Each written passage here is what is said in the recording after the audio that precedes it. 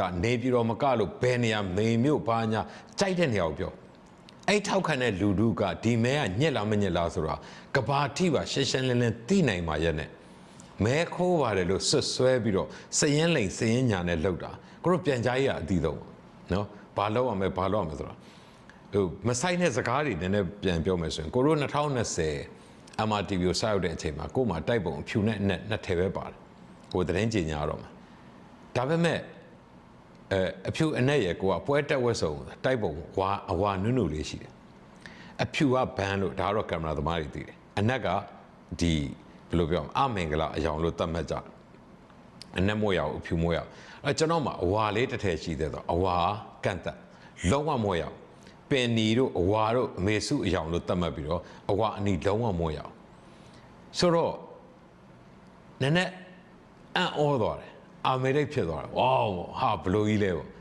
နော်ဒါမဲ့ကြေညာလိုက်တယ်ကိုသူများအင်ကြီးအပြာလေးဝက်ပြီးကြေညာလိုက်တယ်အဲ့တော့ခရိုမာတွေဘာတွေမဖောက်ဘူးနောက်မှကားချက်ကြီးနဲ့ကိုတို့ခက်တော့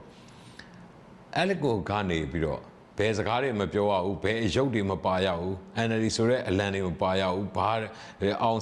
ဆန်းစုကြည်ဆိုတဲ့အယောင်ဟိုပါလဲနမိတ်ပုံတွေပကြီးတွေဘယ်နေရာဘယ်မှမပါနောက်ပြီးတော့အဲ့လိုအဝက်အစားမျိုးပွဲလိုက်ရင်လည်းတခါတည်းအလုပ်ပြုတ်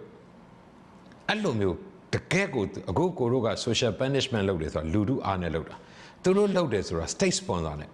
နိုင်ငံတော်အစစ်နိုင်ငံပိုင်မီဒီယာနိုင်ငံပိုင်သတင်းစာတွေမှာပါအမေစုကိုဒီနော်ရုပ်သေးရုပ်ပုံစံမျိုးနဲ့နော်တကယ်ကိုမိမပြတ်ကြီးတယောက်လို့အဲ့လိုမျိုးတွေပုံဖော်ပြီးတော့နိုင်ငံတော်အစစ်လုပ်ခဲ့တာအဲ့ဒီမှာပဲကြည်လိုက်ဘလောက်ထိ NLD နဲ့အမေစုနဲ့မုန်းနေလဲအဲ့တော့ဘလို့ပဲနိုင်ညက်မယ်ဆိုတာလူတူကြီးကလည်းသိရနဲ့အိတ်သိရနဲ့ကိုလက်နဲ့အနိုင်ကျက်ပြီးခံရတာအဲ့ဒါဒီအတိအလင်းပြောလို့ရတယ်ဒါဟာမဲလိမ့်တယ်လို့ပြောတဲ့ကောင်လိမ့်တာကိုကပြန်ကြားရအရာရှိတယောက်ပါနောက်ပြီးတော့အသိဉာဏ်နှုံနေတဲ့လူတယောက်လည်းမဟုတ်ခဲ့ဘူးအဲ့တော့ကိုတို့ဟိုတခုတော့ရှိတော့ဗောနော်လူတို့အားဒီတအားကြီးမားတဲ့အတွက်လူတို့ဘက်ကရက်ခဲ့တယ်ကိုတို့တော့ဟိုညံနေတဲ့ပြပြနှစ်နှစ်တူရက်တူအချိန်ကာလတူနဲ့နိုင်မယ်ထင်ပြီးတော့ဒီလိုလာခဲ့တာပေါ့နော်အဲ့ဒါတခုပဲရှိတယ်ကြံတဲ့ဟာကကိုတို့ဒီလက်နက်အင်အားနဲ့ institution ကောင်းတဲ့ဟာကြီးကိုတုံ့ပြန်တဲ့အချိန်မှာလွယ်လွယ်နဲ့မနိုင်ဘူးဆိုတာတော့9နှစ်နီးဖြစ်လာတဲ့တော်လိုင်းကာလမှာသိတယ်ဒါပေမဲ့မဲခိုးတဲ့ကိစ္စကတော့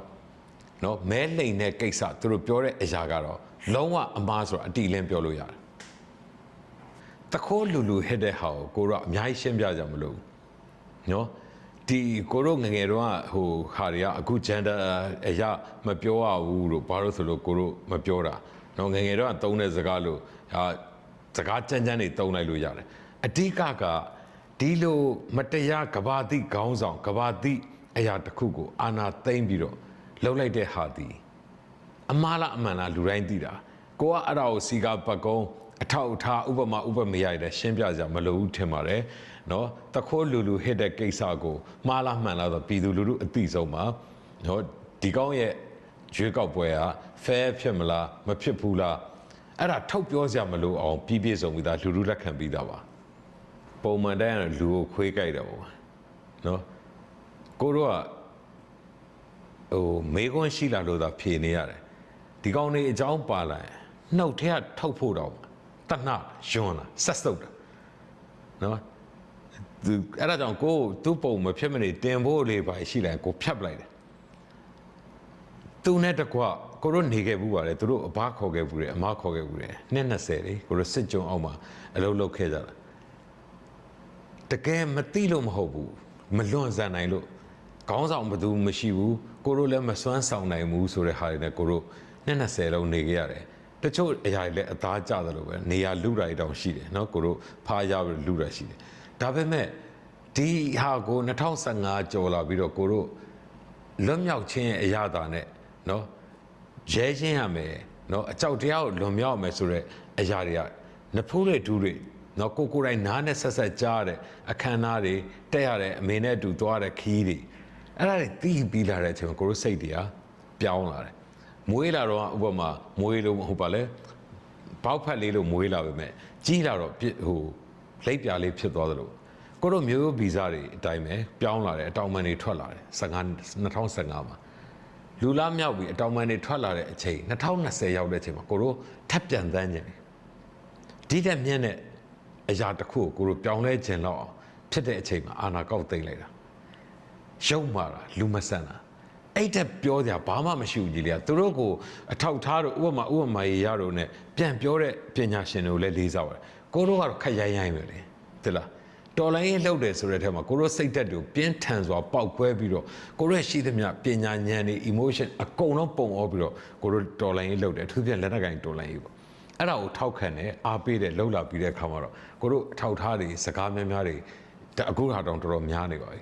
နော်အဲ့တော့ဒီကောင်းလေးလုံမဲ့ရွေးကောက်ပွဲကိုစန့်ကျင်တယ်ဒီကောင်းလေးလုံမဲ့အရာတွေပါတစ်ခုမှယုံကြည်မရှိဘူးဘက်တော့မှကောင်းလာမှာမဟုတ်ဘူးနော်ကိုလိုနီခက်မှာကိုရိုနိုင်ငံကတပ်ရထားတွေရှိတယ်သွားတဲ့ဟာအင်္ဂလန်ပုံစံမျိုးပဲနော်လမ်းမကြီးပေါ်ကနေတပ်ထားကြီးသွားနေတာလျှက်စမီတွေနဲ့ဗာနဲ့လုံနေတဲ့အရာတွေတွေ့တယ်လမ်းမတွေကလုံးဝနော်ညက်ညောနေတဲ့လမ်းမတွေကို1949မတိုင်ခင်တော့ကိုတို့တွေ့ခဲ့အဲ့နောက်ပိုင်းမှာအရသာအစိုးရလို့ပါလဲကိုနိုင်ငံကိုအစိုးရဆိုတဲ့ဟာမျိုးတွေနော်ဒီကောင်တွေနေဝင်းတော့ဘာလို့တက်လာပြီးတဲ့နောက်မှာနိုင်ငံတောက်လျှောက်ထိုးဆင်းလာအမေစုလက်ထက်မှာပြန်ပြီးမောမလို့9နှစ်မှာအင်တာနက်တွေကောင်းလာပြီးနိုင်ငံမှာမီးတွေရလာပြီး over 50% ဖြစ်လာပြီးနံပါတ်1 GDP ကိုတွက်တာကြီးလေလျှက်ဆက်ပါပဲနော်လျှက်ဆက်ရှိနေအင်တာနက်ရှိမယ်အင်တာနက်ရှိရင် communication ဒီလွယ်မယ်ကျန်တဲ့လမ်းမဆက်သွယ်ရေးခဏထားဟောသူ့နေရာမှာသူ့ရဲ့ intelligent ဖြစ်မှုတွေနော် intellectual ဘိုင်းတွေမြင့်လာအဲ့တော့လျှက်ဆက်မီးတွေကိုတို့အရင်တော့လို့မီးမမှန်မဲနဲ့ဟေးကနေဟာကနေမဖြစ်အောင်ကိုတို့လုပ်ယူတယ်အဲ့ဒါပြီးတော့ internet တွေမှန်လာတယ်ဟာအဝိုင်းလည်နေပဲကွာအဝိုင်းလည်နေပဲကွာဆိုတော့ခစ်တွေကိုလွန်မြောက်လာတယ်နော်ဘတ်စကားတွေဒီအေးကန်ဘတ်စကားတွေဖြစ်လာတယ်နော်ဒီ aircon နဲ့ဘတ်စကားတွေဖြစ်လာတယ်တစ်ခုပြီးတစ်ခုတိုးတက်လာလို့အော်9နှစ်ကဒီလောက်ဒါတော့ NLD ကလူတွေမလောက်တတ်ဘူးလို့ထောင်တွက်တွေပါတော့ဝိုင်းဝေဘန်နဲ့ဂျားကဒီလောက်ဖြစ်လာရင်နောက်ထပ်အချိန်ရလာမယ်9နှစ်ကိုတို့ပျော်နေတဲ့အချိန်မှာဒီနောကနော်တရိတ်ဆန်လှုပ်သွားတာဘယ်တော့မှမမေ့သလိုဘယ်တော့မှလည်းထောက်ခံမှာမဟုတ်ဘူးအမုန်းတရားနဲ့ကြီးပြောတာမဟုတ်မုန်းတဲ့လို့မုန်းတာယွန်တဲ့လို့ယွန်တာအဲ့တော့ကြွေးကောက်ပွဲဆိုတဲ့ဒီကောင်လေးလောက်ရက်နဲ့ဒီပါဇက်တွေမတတ်ပါဘူးအဲ့တော့ကိုတို့စန့်ကြမှာလည်းလုံးဝယုံကြည်မရှိပါဘူးအတိလင်းပြောလို့ရပါတယ်ဒီလေတကယ်ကိုလူတို့အတွက်နော်ကိုမိသားစုအတွက်လူတွေကဥပမာကိုတို့မိသားစုခက်ခဲလို့ဆိုပြီးတော့တယောက်ယောက်ကငွေကြေးလာပြီးထောက်ပံ့မယ်အသိန်း100 200 1000ဆိုတဲ့ငွေကြေးထောက်ပံ့ကြီးလေဘယ်လိုခံစားပြောမယ်အဲ့လိုလူတွေကိုညီပေးနေတဲ့သူတွေလမ်းမှာကားအစီအစဉ်ဖြစ်သွားတယ်ဆုံးမသွားတယ်ကွယ်လွန်သွားတယ်ဒါမှမဟုတ်သူတို့မတရားဖမ်းဆီးနှိပ်စက်ခံရတယ်ဆိုရင်ဒါတန်ရောစင်ကိုယ့်ကိုညီတဲ့ကိုယ့်ချစ်တဲ့သူလောက်နဲ့ပဲပြောတာနိုင်ငံကြီးတစ်နိုင်ငံလုံးကိုအခက်ခဲပေါင်းများစွာကဘာကနေပြစ်တင်ရှုတ်ချဝေဖန်ကဲ့ရဲ့ချီးမွမ်းပြောဆိုပါညာဆိုတဲ့ဘောင်းဆောင်ကိုလည်းခံရတယ်လို့ပြည်တွင်းရဲ့ PR တွေလည်းခံရတယ်နော်တခြားနိုင်ငံတွေရဲ့အင်အားကြီးနိုင်ငံတွေရက်စက်ရုံမှချင်းကိုလည်းခံရတယ်အဲ့လိုဂျားတွေကနေမှနော်ပြည်သူကိုနော်ဟိုးပညာနယ်ပါတော့တောသူတောင်သားတောကြုံအောင်ညာရွာတွေကအစသွားပြီးတော့ဒီလူတွေရဲ့စိတ်ဓာတ်ကိုအမှန်တရားကိုသိအောင်ခံစားမိအောင်အစိုးရခေါင်းဆိုတာဘာလဲဖြစ်အောင်9နှစ်လုံးရုန်းကန်စ조사ပေးတဲ့အမေအိုနဲ့တကွာနော်တိုင်းပြည်ရဲ့ခေါင်းဆောင်တွေဖမ်းလိုက်တဲ့အခါမှာဖြစ်တဲ့ခံစားချက်ကကိုပြောမှညီလေးသိမှာမဟုတ်ညီလေးကိုယ်တိုင်လည်းအဲ့ခံစားချက်တွေရှိမှထင်တယ်တိတ်နာကျင်ဖို့ကောင်းတယ်အဲ့ဒါကြောင့်လဲတချို့ဒီတော်လန်ရေးဆိုတာတောင်မှအမေစုအဖမ်းခံရလို့နာကျင်တဲ့စိတ်နဲ့ပါဝင်လာတဲ့သူတွေရှိတယ်သူတို့နိုင်ငံရေးကိုမသိသူတို့ဘာမှလည်းပညာကောင်းမတတ်ဘူးတောက်တစ်ခေါက်ခေါက်နဲ့ငါတို့အမေစုကိုနော်လူကိုခွေးကြိုက်သွားတယ်ဆိုတဲ့ခွေးဆွဲသွားတယ်ဆိုတဲ့ပုံစံမျိုးနဲ့နာကြီးစိတ်နဲ့တောင်တော်လှန်လာတဲ့လူတွေရှိတယ်အဲ့ဒါဘာကြောင့်လဲသူတို့ခံစားလို့တတ်တယ်သူတို့ချစ်တယ်အဲ့တော့ဒီဒါအမေစုတယောက်တည်းကိုပြောတာမဟုတ်ပါဘူးကျန်တဲ့ခေါင်းဆောင်တွေသူတို့အများကြီးပေးဆက်ခဲ့ရတယ်ထောင်ပြီးရင်ထောင်မယ်နော်ထောင်နဲ့အကျယ်ကျုပ်တွေအကျဉ်းကျုပ်တွေစစ်ကြောရေးနှိပ်စက်ခံပြန်လွတ်လာတဲ့9နှစ်မှာလေဝဝရှူပြီးတော့သူတို့ဘာပြန်လုပ်လဲထောင်ထဲပြန်ထည့်လိုက်